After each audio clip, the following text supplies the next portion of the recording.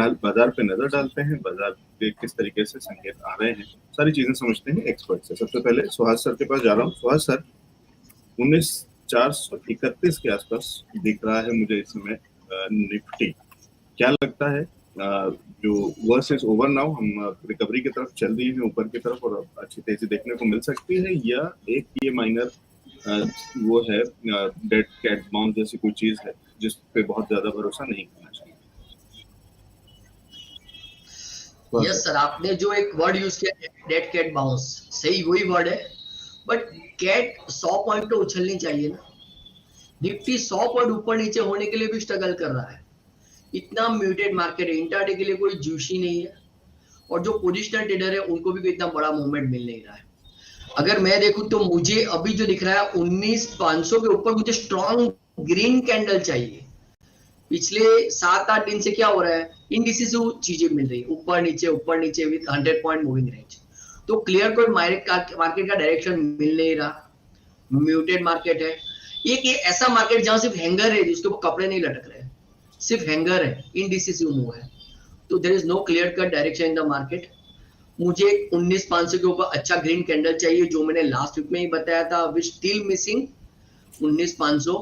और अगर bank Nifty की बात करूं, वो थोड़ा स्ट्रॉन्ग है एज कंपेयर टू निफ्टी, क्योंकि अभी देखिए एचडीएफसी बैंक चार्ट के ऊपर अच्छा रिवर्सल दे रहा है।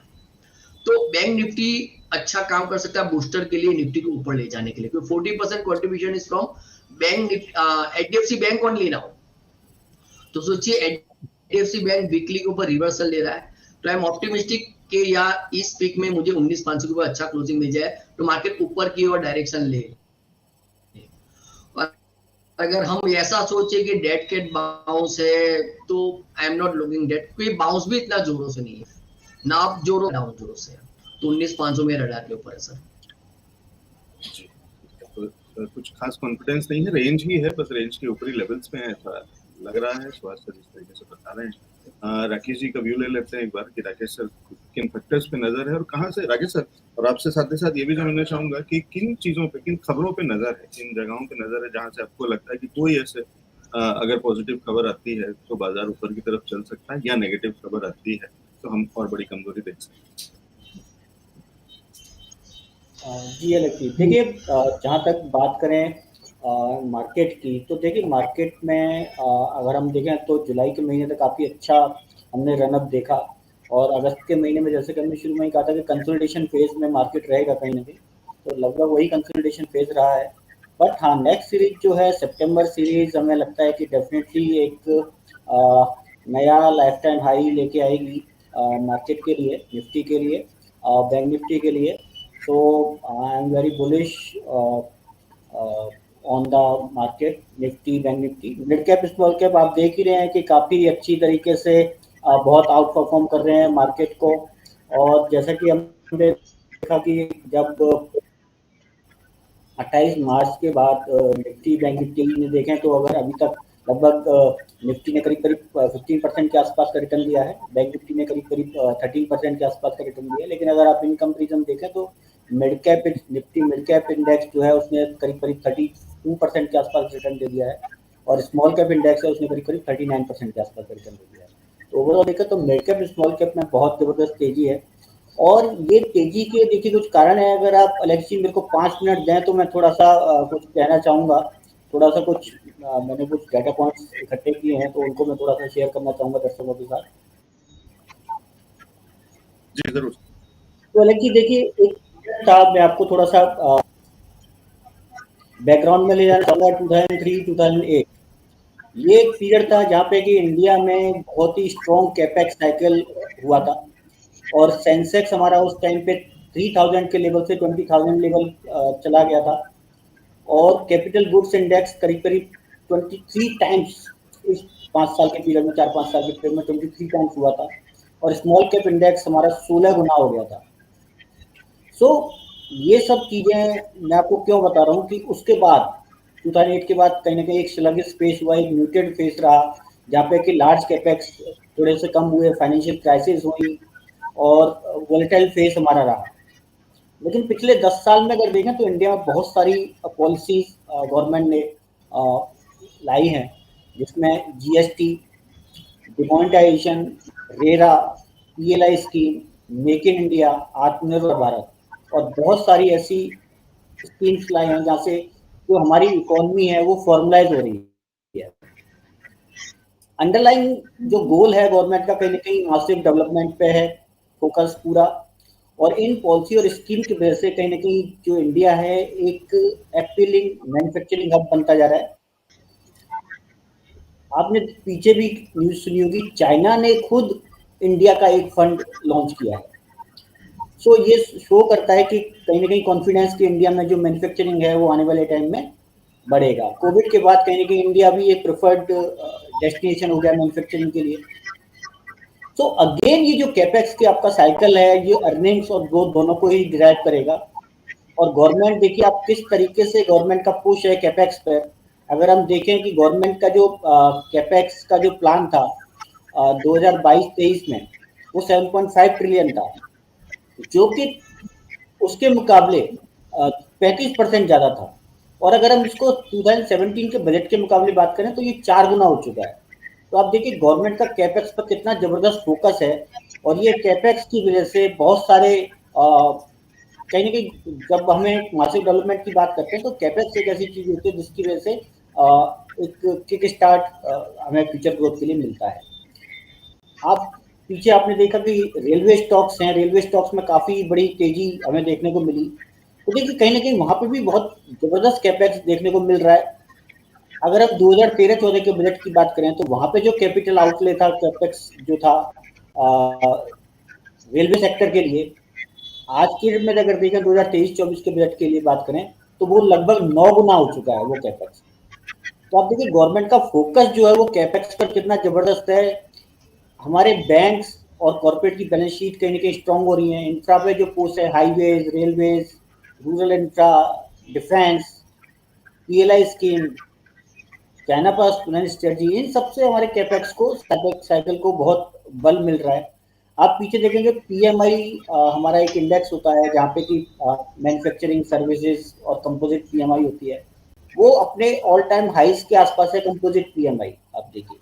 तो ये सारी चीजें, हमारा जीएसटी का कलेक्शन अगर आप देखें तो जुलाई के महीने में बाई ऑन बाई बेसिस पर 10% से ज्यादा बढ़ा है।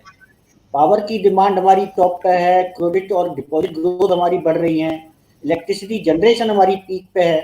क्रेडिट कार्ड के स्पेंड अगर आप देखें ईयर ऑन ईयर बेसिस पे 26% बढ़े हुए हैं। कैपेक्स टू जीडीपी जो रेशियो है वो हमारा जो एवरेज था, जो डिकेड का पिछले 10 सालों का जो एवरेज है उससे हाई है। तो ये बहुत सारे ऐसे मल्टीप्लायर इफेक्ट हैं जिनकी वजह से हमें लगता है कि अभी ये जस्ट, मैं इसको कहूंगा it is just a beginning. आने वाले टाइम में जैसे मैंने आपको कहा 2003 से 2008 में 16 गुना स्मॉल कैप इंडेक्स हुआ था। आप ये देखिए small cap index, mid cap index अगले 4 से 5 साल में इतने जबरदस्त रिटर्न आपको देने वाले हैं इन सब चीज़ों को देखते हुए कि बहुत जबरदस्त वेल्थ क्रिएट होने वाली है अगले 4 से 5 साल में। जरूरत है कि हमें टिक के बैठने की, हमें ठीक स्टॉक पहचानने की, उसको अपने पोर्टफोलियो में रखने की। तो जैसा कि मेरा फोकस हमेशा इन्वेस्टमेंट पर ही रहता है, तो अब मैं बात करता हूँ कि ये बहुत सारे जो चीजें हैं जिनको मैंने आपको बताया, तो इस वजह से मेरे को ये लगता है कि जो निफ्टी है, बैंक निफ्टी है, या कोई भी स्मॉल कैप या मिड कैप इंडेक्स है, आने वाले टाइम में बहुत जबरदस्त परफॉर्म करने वाले हैं। और जहां तक बात रही निफ्टी मिड कैप की शॉर्ट टर्म की, तो देखिए निफ्टी की अगर मैं बात करूँ तो निफ्टी अभी जो हमारा निफ्टी चल रहा है करीब करीब 9438 के आसपास चल रहा है। हमने इसी वीक में 19,229 के लेवल की और वहां से एक रिकवरी अच्छी और देखने को मिल रही है। कहीं ना कहीं मुझे लगता है कि शायद निफ्टी कहीं ना कहीं अपने इम्पोर्टेंस जो रेजिस्टेंस हैं उनको आज ब्रीच करता हुआ नजर आ रहा है। अगर आज 19,450 के ऊपर क्लोजिंग दे देता है निफ्टी, तो मुझे लगता है कि निफ्टी में एक अपवार मोमेंटम कंटिन्यू हो जाएगा और कहीं ना कहीं जो हमारे टारगेट्स हैं 20,000 20,100 के इस सितंबर सीरीज में हमें देखने को मिल सकते हैं। अगर मैं बात करूं बैंक निफ्टी की, तो देखिए बैंक निफ्टी ने लास्ट टू लास्ट वीक 43,600 का लेवल बनाया था, जो लो बनाया था, उसके बाद से कंटिन्यूस रिकवरी है। लेकिन बैंक निफ्टी में भी अगर मैं बात करूं कहीं ना कहीं जो है 45,000 का जो लेवल है वो बहुत बड़ा हर्डल है, बहुत बड़ा रेजिस्टेंस है। एक बार 45,000 के ऊपर बैंक निफ्टी जब क्लोजिंग देगा तो हमें लगता है कि उसके बाद एक अच्छी रैली बैंक निफ्टी में देखने को मिलेगी। तो जैसे निफ्टी में जैसे हमने कहा कि 20,000 20,100 के टारगेट इस सितंबर सीरीज में देखने को मिल सकते हैं, तो इसी तरीके से बैंक निफ्टी में भी कहीं ना कहीं 47,000 के जो टारगेट्स हैं, लेवल्स हैं, वो सितंबर सीरीज में देखने को मिलते हैं। तो दोनों चीज़ें बता दी हैं राकेश सर ने। एक तो लॉन्ग टर्म व्यू वो बहुत बुलिश है, लेकिन शॉर्ट टर्म व्यू थोड़ा सा उसके अंदर में जो फैक्टर्स हैं वो प्ले करेंगे, बहुत सारे फैक्टर्स जिस पे नजर रख रहे हैं राकेश सर। एक बार चलते हैं आलोक जी का व्यू भी ले लेते हैं। आलोक सर, आप कितना अग्री करते हैं राकेश सर के व्यू से लॉन्ग टर्म में? मुझे लगता है सभी लोग करते हैं कि वो इंडिया स्टोरी की हम बात करते हैं और बहुत सारी चीज़ें, शॉर्ट टर्म फैक्टर वो अलग चीज़ें हैं या वो वाली बातें अलग हैं कि हाँ ये पिछले 10 साल में हुआ है कि 20 साल में हुआ है, कहाँ से तेजी आई है, वो सारी चीज़ें, तो वो उसके बहुत सारे अलग अलग एलिमेंट्स हैं, बहुत सारे, और लेकिन सभी ने कहीं ना कहीं कंट्रीब्यूट किया है, चाहे वो अलग अलग सरकारें हों, चाहे अलग अलग कंपनीज हों, ब्रांड हो, और सबका अपना अपना कॉन्ट्रीब्यूशन है। और सबसे बड़ा कॉन्ट्रीब्यूशन भारतीयों का है, देशवासियों का है, जिन्होंने लग करके मेहनत करके इस देश को और तेजी के साथ में तरक्की की तरफ ले जाने की कोशिश कर रहे हैं। आलोक सर, बाजार के अंदर में निफ्टी, बैंक निफ्टी, फिर वापस वही सवाल कि शॉर्ट टर्म में ये कितना समय तक हम ऐसे साइडवेज और इस तरीके से एक रेंज के अंदर में रह सकते हैं, या कहाँ से फैक्टर मिलेंगे? क्या हमें 2024 का इलेक्शन का इंतजार करना पड़ेगा और तब तक हम साइडवेज रह सकते हैं? नमस्कार लवजीत जी, और सबसे पहले आपको, सारे दर्शकों को, सारे पैनलिस्ट को भी रक्षाबंधन की बहुत बहुत बधाई। दूसरा जो सबसे इम्पोर्टेंट चीज़ है, जो सवाल है, तो अभी पिछले दिनों मुंबई जाना हुआ और वहाँ पर मुझे सबसे ज़्यादा एक ही बोर्ड नज़र आया, वो था टुडेज पेन टुमारोज गेन। मतलब आज अगर कुछ दुख है तो वो कल को बहुत बड़ा फायदा लेके आएगा।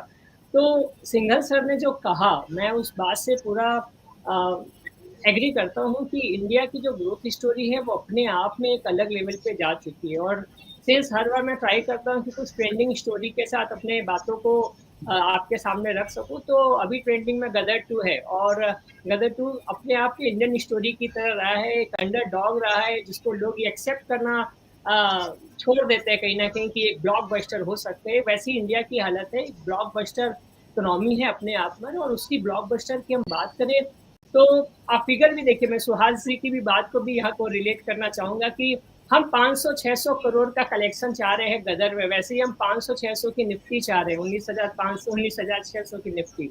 और जब ये 500-600 से ऊपर जाएगा तो देखिए हमारे पास सामने जो भी है, दो टाइप के इन्वेस्टर्स है, एक एग्रेसिव है और एक कंजर्वेटिव है।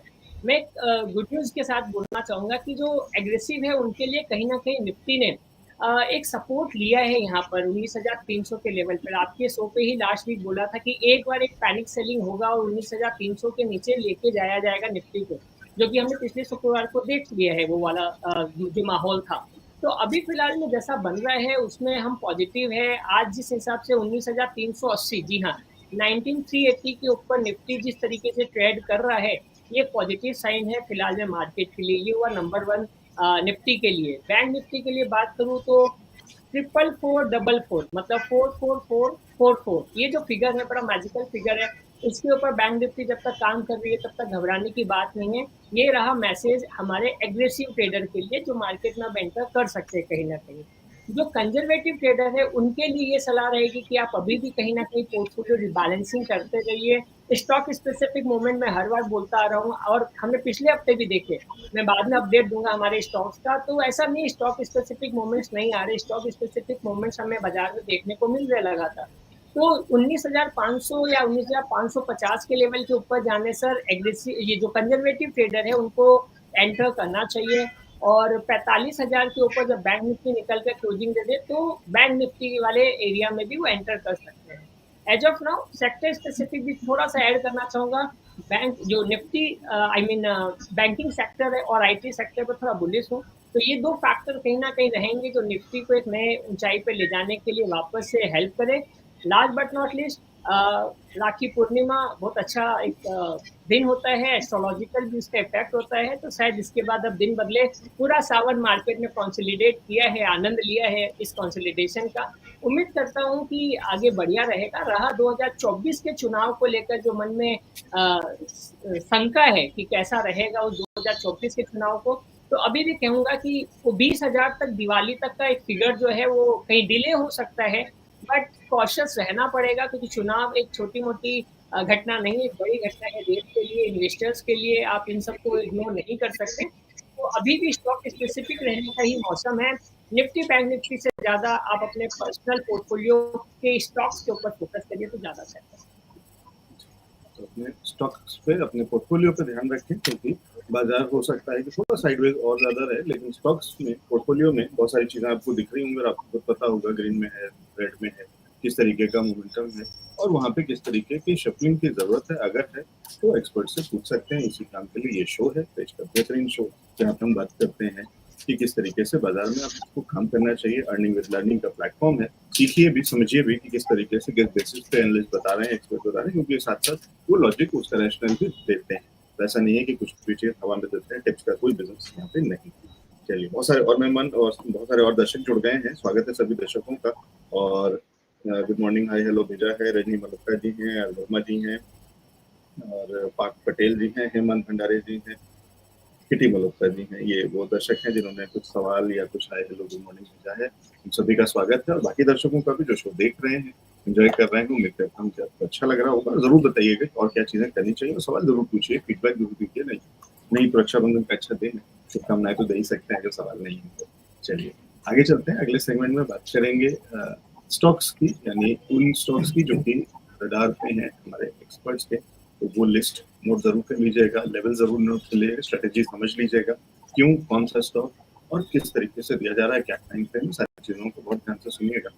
अगले सेगमेंट में चलते हैं जहाँ पे बात करेंगे स्टॉक स्पेसिफिक स्ट्रेटेजी।